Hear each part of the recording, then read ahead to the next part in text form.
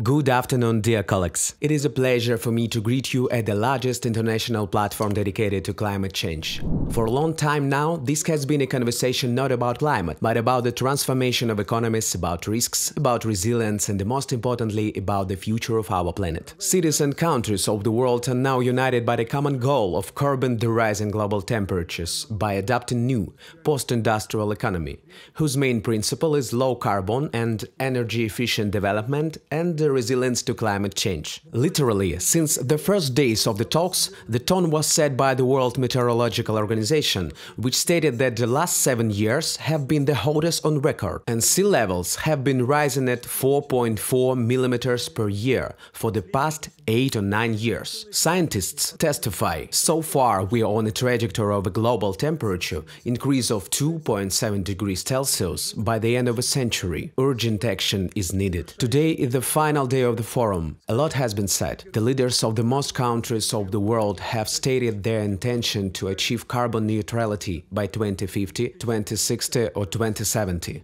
More than 40 countries have signed a declaration to stop financing new coal power plants. 140 countries, including Russia, adopted a joint declaration striving to increase forest areas and combat deforestation.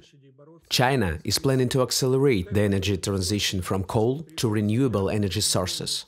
But issues that are to be solved still remain, and the main one is the issues of coming up with fast but fair energy transition, which would make sure no one is left behind. Further issues that are to be attributed here are the issues of the decarbonization of the most energy-intensive industries – metallurgy, cement production, agriculture and the financial sector. If these issues are not resolved, it will hardly be possible to keep the global temperature rise within the limits set forth by the Paris Agreement. I represent Moscow. The capital of the Russian Federation is the largest northern megalopolis in the world, whose population has exceeded 12 million people. The area of the city is comparable to that of some regions and even countries and is more than 2.5 thousand square kilometers. And although cities and urbanized areas make up to just 2% of our planet, they are the largest contributors to greenhouse gas emissions. That is why the transformation of the world's megalopolis is inevitable, and it is absolutely necessary for us to build a sustainable future. The leaders of the world's cities do not lag behind as far as their ambitions are concerned, and some of them set themselves even more ambitious goals. Thus, Stockholm is planning to reach carbon neutrality by 2040, Helsinki by 2035, Glasgow by 2030, and Copenhagen by 2025. After all, it is cities that are most acutely affected by climate change. Heat waves, floods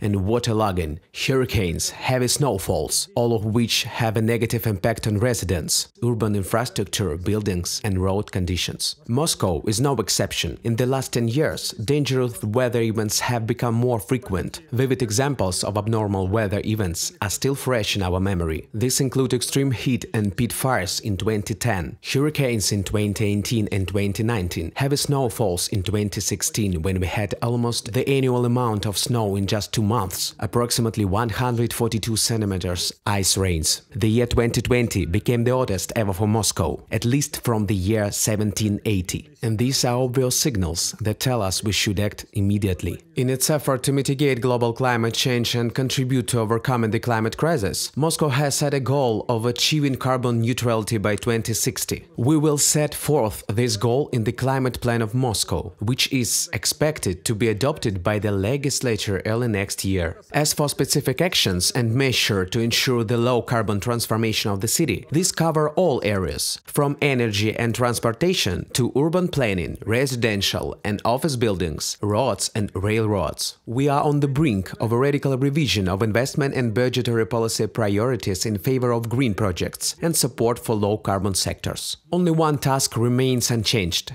and it has been our top priority for several decades now. That is, the preservation of wilderness areas with the city limits. Now, however, this task becomes particularly important as green spaces absorb and retain carbon dioxide, thus contributing to the mitigation of climate change. In addition, they create coolness and reduce stress burden during heat waves, which means they also play an important role in the city's adaptation to irreversible changes in the climate. At the heart of all our actions is an efficient system of monitoring and registering greenhouse gas emissions, which allows us to adequately assess the contribution of various various sources to total emissions and find ways to reduce them. As a C40 and U20 member city, we annually compile and publish an inventory of greenhouse gas emissions in Moscow, as well as reports on the actions taken to reduce them, including a report on an independent international platform CDP. Last year, as a result of our report submission campaign, the CDP gave Moscow the highest climate rating and included it in the so-called A list, along with such cities as Berlin, Copenhagen, Paris, Los Angeles, Vancouver and others. The bulk of greenhouse gas emissions come from the energy and transportation sectors. Therefore, the reduction of emissions in these sectors is the main direction of our actions in the pursuit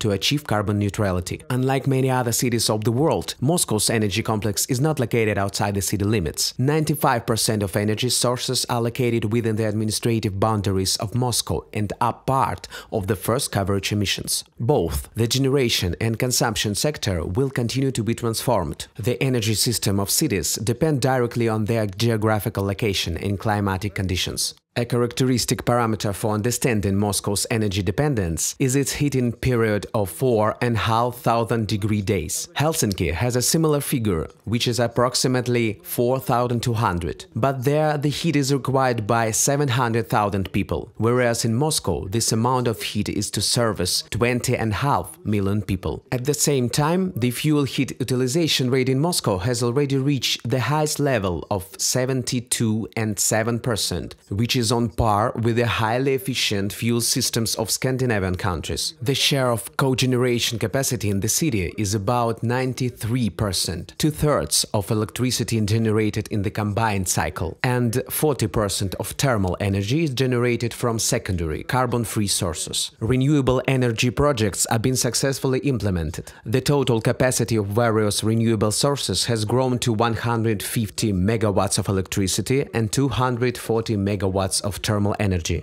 These are projects for wastewater heat utilization, collection and use of methane from sewage sludge as fuel, use of heat from subway ventilation emissions, solar power, hydropower, low potential ground heat and break energy recovery projects. The short list of measures to be taken by 2030 and 2060 includes further development of renewable energy, phasing out inefficient and high carbon power generation facilities, replacement of steam turbine units with combined cycle ones. Further, development of cogeneration and introduction of trigeneration technologies, conversion of open heat supply systems to closed ones, and a number of other measures. A promising project that will make a huge contribution to decarbonization of Moscow's energy system is hydrogen fuel. By 2030, the Russian Federation plans to introduce several major hydrogen fuel production facilities, and Moscow plans to become an active consumer of this type of fuel. Implementation of pilot project using hydrogen technology at all exciting thermal power plants,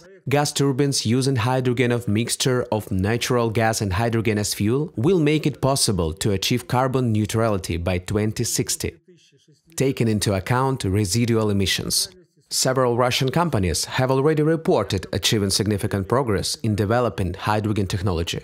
Along with increasing of efficiency of generation, transition to RES and hydrogen, it is necessary to accelerate the work with our consumers. Another objective is enhancing energy conservation in buildings. To reach these goals, we need not only physical but also educational and legislative measures. Several years ago, Moscow launched the largest program of renovation at the expense of the city budget, the demolition of 5-story buildings built in the 15th to 17th of the last century. These houses may be considered obsolete from several points of view, including the environmental one. They can be transformed into a launching pad for creating new energy-efficient neighborhoods. The list of houses included in the program contains more than 5,000 apartment buildings with a total area of approximately 16 million square meters. Goals of the renovation program include ensuring high environmental and energy efficiency as well as sustainability of buildings, which takes into account and mitigation of the effects of climate change change. The renovation program will reduce heat and electricity consumption in new buildings by 30 to 40%. Since 2000s, all of Moscow's housing stock, the public sector and commercial consumers are equipped with the resource meters, which are integrated into a unified city monitoring system. And the monitoring indicated a systematic reduction of heating costs as a result of major repairs and renovation of buildings. The real estate monitoring allowed to evaluate and analyze about 250 buildings and facilities equipped with innovative solutions for the use of secondary and renewable resources. The most numerous category of buildings are business centers and shopping malls. There is a wide spectrum of green solutions which have various energy-saving and power-reducing effects.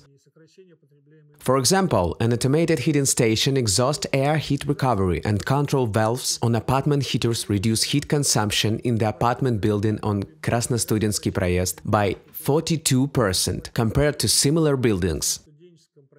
A wider range of solutions, including solar vacuum collectors for hot water preparation, yield saving of 52% of the Saint Gobain Academy building.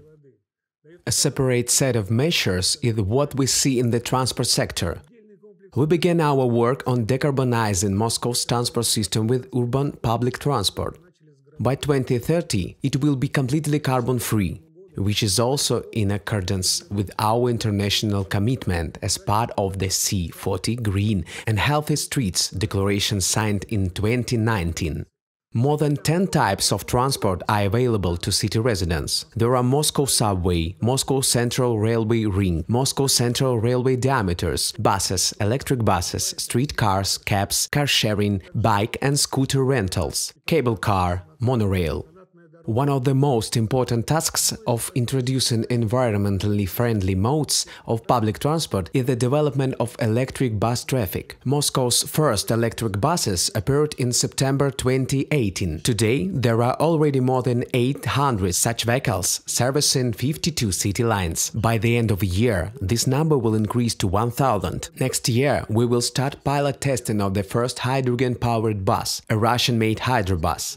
The city will completely abandon diesel-powered public transportation starting in 2030. Moscow continues to actively enhance its subway system. In the last 10 years, more than 300 kilometers of subway lines have been introduced in Moscow, thus turning the system into the most rapidly developing subway in the world. This period saw the opening of 18 new subway stations, some of which are integrated into a suburban railway system. Another brand new transport project in the city of Moscow is the Moscow Central Diameters. This is a commuter rail project aimed to provide a connecting link between various suburban areas and the city of Moscow. It is important to note that break-in energy recovery systems are currently being introduced on both metro and railway lines. Moscow also sees the rapid development of passenger taxi services and car share fleets. Moscow is already the world's #1 city in terms of the number of car share cars. The car share fleet, which is becoming an increasingly popular alternative to personal transport, also uses electric cars, and the government has approved a number of support measures for their purchase. Leasing subsidies. For owners of electric cars, there is free parking and zero transport tax. We are actively working on creating a convenient infrastructure for charging electric cars. In the next 18 months, we are planning to gradually install 600 new type charging stations, featuring ultra-fast charging in various parking lots of the city. This year, for the first time, Moscow issued $1 billion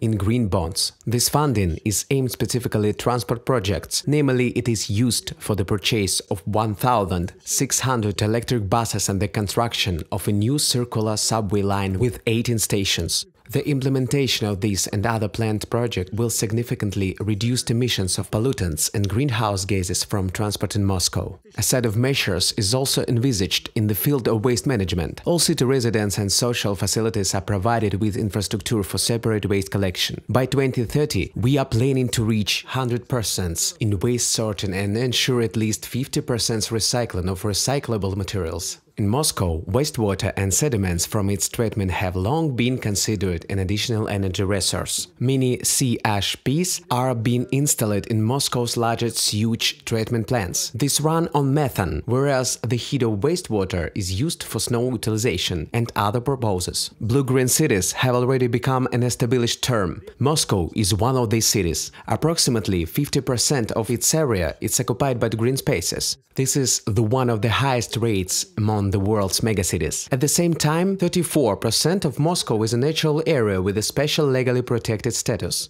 Moscow's main objective is the conservation of biodiversity and adaptation to climate change. Experts believe that Moscow's ecosystem is capable of absorbing approximately 1.5 million tons of greenhouse gases, which in European prices per ton of CO2 emissions is equivalent to 92 million euros. But the fact that we already have such abundant nature doesn't mean we should stop taking further measures. The city operates a compensatory planting mechanism and allocates areas for new green spaces. In the last 10 years, approximately 10 million trees and shrubs have been planted, which is a part of the city urban landscaping program. There is also a special program for the reorganization of industrial areas. The program created scientific and industrial clusters, as well as residential and public buildings whose rate of additional landscaping is at least 10%. In 2019, we launched another social significant landscaping project in Moscow, Our Tree, aimed at preserving family values and improving the environmental situation in the city. The project's participants are offered an opportunity to plant a tree in the city parks to commemorate